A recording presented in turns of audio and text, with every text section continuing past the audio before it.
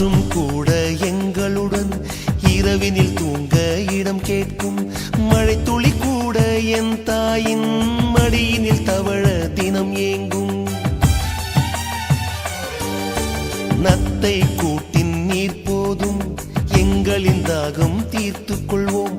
கத்தும் கடலும் கை கட்ட கவிதைகள் போலே வாழ்ந்து வந்தோம்.